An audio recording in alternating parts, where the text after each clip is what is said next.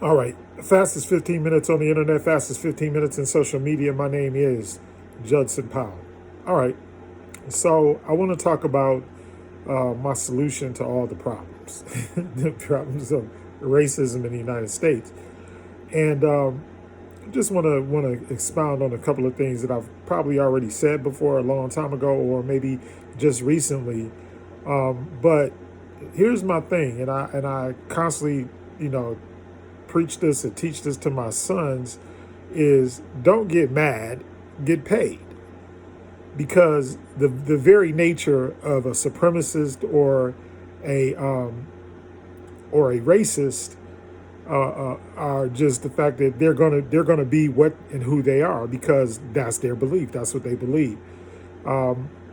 So it's like trying to talk me out of my beliefs. No, I'm probably not going to be talked out of my beliefs. I'm probably going to stick by my guns no matter what.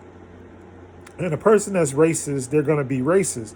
So why are we spending all the only thing that bothers me, like really, is when they harm other people, as in police brutality, lynchings, you know, over incarceration, all of that kind of stuff. That's the stuff that I don't like because it's actually putting somebody in mortal and physical harm, and so that stuff definitely has to go. It has to go away, and it has to go away soon.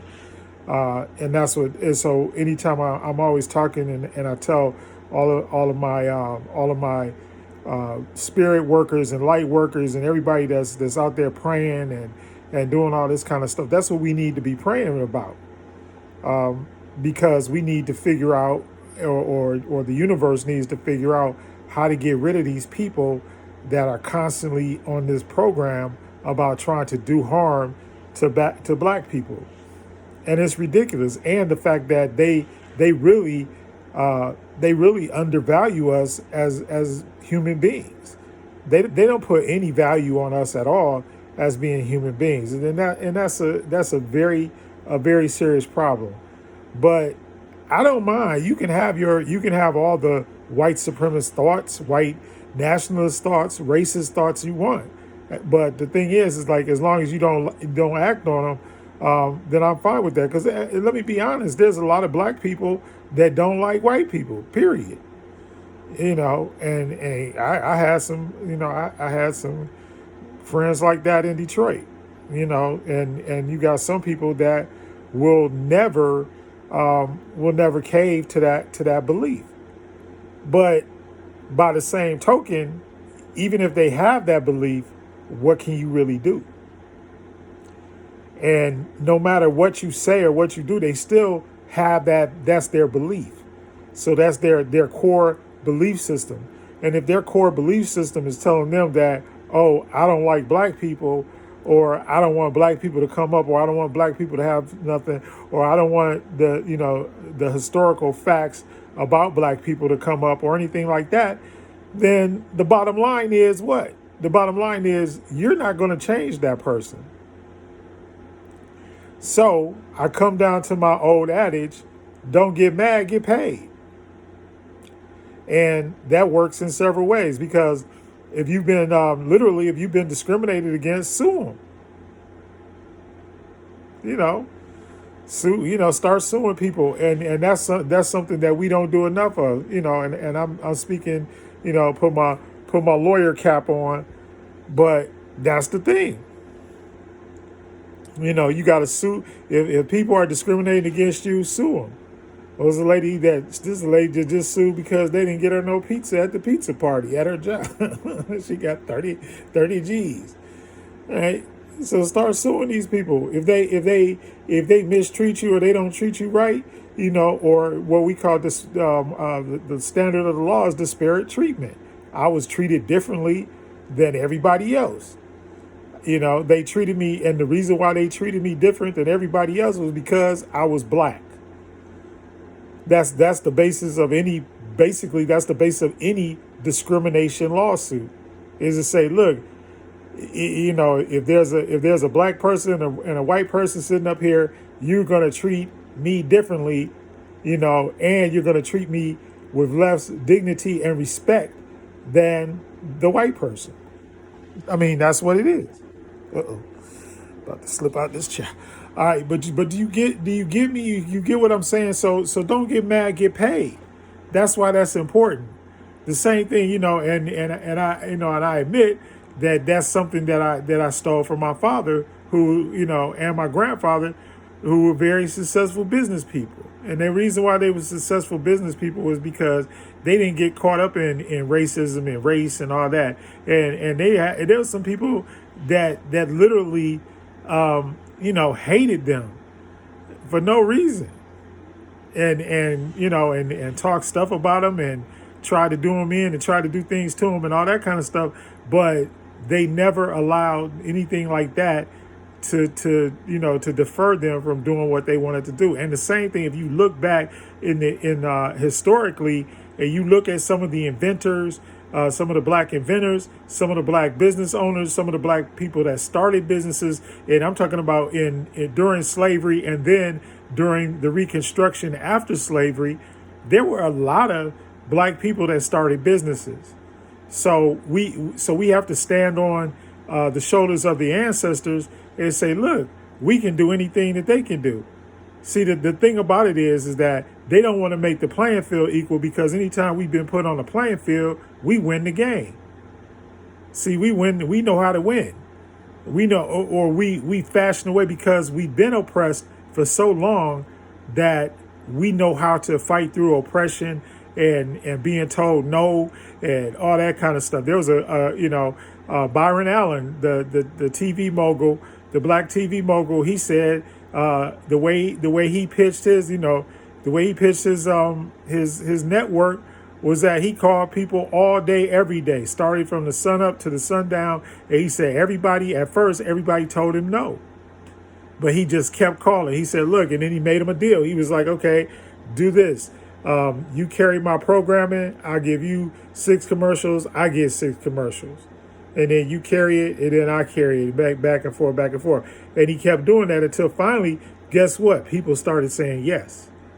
So what I'm trying to say is that there's always a way, and money does not always stop the way. What usually stops the way is your giving up on effort. And so giving up on effort, it's a rough thing, and that's what, because there's a lot of, when you're a black person out there trying to run a business, there are a lot of discouraging moments. And when you're trying to run a business, especially if it's a business that's not conventionally, done by blacks. And that's why we keep always saying, we keep telling these people, look, it's like, if y'all can run an ongoing criminal enterprise and get put in federal prison for violating the RICO laws, then you can run a multinational corporation. Because that's basically what they're accusing you of doing. And so we've never been short of people being drug dealers and running criminal enterprises, black and brown people. So, but we have to learn how to do that and legitimize it. And that's like I always tell people, it's like, look, you can make money selling nails or screws or whatever, widgets. That in law school, everything was always widgets, and you're selling, you got so many widgets, and you want your widgets moved at this, particular rate, and this, da. But the whole thing is, you can basically sell anything. I remember watching George Fraser one time, went to see him, and he was talking about, be an entrepreneur. He's like, put horse manure in bags and sell it, because you can sell it. Why? Because it's fertilizer. He says, so everybody could be an entrepreneur. That was his little joke or whatever. But do you get what I'm saying? It's like, so don't get mad, get paid. And then use the current political climate in order not only to bolster your business, but so that people cannot use racism against you like they did on Black Wall Street, because this not a new thing. The whole Elijah Muhammad and Malcolm X thing about starting your own businesses and doing all that kind of stuff. We've been trying to do that, but when we get pushed out the way, or we're not allowed to compete in a certain business, and don't get the game twisted, because the Orientals, that everybody walking around talking about, against Asian people, but the Asian people have a collusion on the hair care business and on the beauty products business and all that kind of stuff. It's just been recently that we've been allowed to get into that business. And look how much hair care products we buy. We buy tons of hair care products. No matter, even if your hair is natural like mine, even if you wear locks, whatever, I still got to put stuff in my locks. So, and I shouldn't be, and I guess what I'm saying is I shouldn't be forced to buy it from an Asian person, or an Asian person shouldn't be forced to buy their hair care products from a black person, or whatever, or vice versa. But I'm saying, but if you choose to, make sure that when you buy stuff, it's a conscious decision. And just like we talking about all this stuff, like the NFL didn't draft no players from an HBCU. Once again, this year, I will not be watching a NFL game. I'm sorry. And I love football, but I ain't watching them.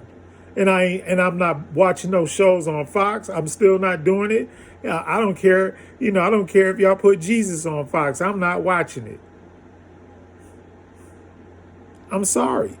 And you got to feel that way. And we all got to feel that way, whether we black, white, red, green, blue, or yellow, because we know that's systemic racism being, is propaganda being propagated to black folks all the time.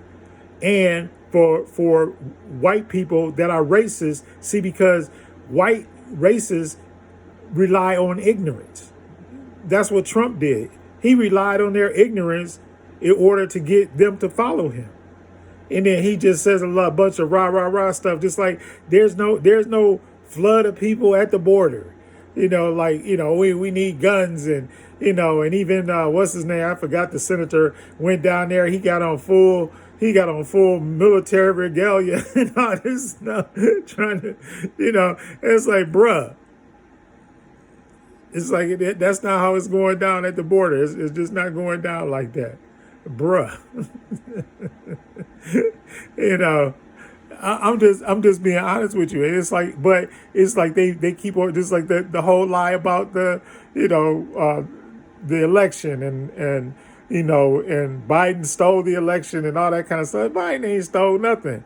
It's like your lack of leadership, and your lack of being able to solve the nation's problems is what led Biden to win. Because, once again, I'm going to say this, Trump would have won in a landslide if he would have got rid of COVID, or came up with at least a viable plan. But by his silence and him not talking about it, and the first talking about it, then saying it was a hoax, and all the different things that he said, and then people lost confidence in him. Even his own people lost confidence in him. It was his fault. I know nobody wants self-accountability, which, nobody wants self-accountability, but that's what it's all about. It's about that self-accountability. And if you don't have it, then what good can you do? What good can you do? Just ask it a question. And like I said, if he would have solved that problem, because literally whenever you're in leadership, whether it be in business and government or whatever, you make more money when you solve people's problems, or you give them a better way to their problem, to solve their problems. That's who makes money in business. It's like when people look up and you say, "Oh man, he did something. He provided something that we needed." But if you ain't provide nothing that I need, then what do I care about you? But if I would have got on there and said, "Look, we got the vaccine for COVID. Nobody else will get COVID. We gonna we gonna do everything that we can. I got this under control. We're gonna do this plan. Da da da da da. This is what I got going." Even if the plan didn't work, if he just said it was gonna work, he would be president right now. So don't get the game twisted. The game is still the game. That's why in fact, that's why drug dealers make so much money, because they got something that everybody wants. Sad but true. Anyway, Fast 15 minutes is up. My name is Judson Powell. Hit the like button, hit the subscribe button, hit all the buttons, but most of all, hit the love button. I love you.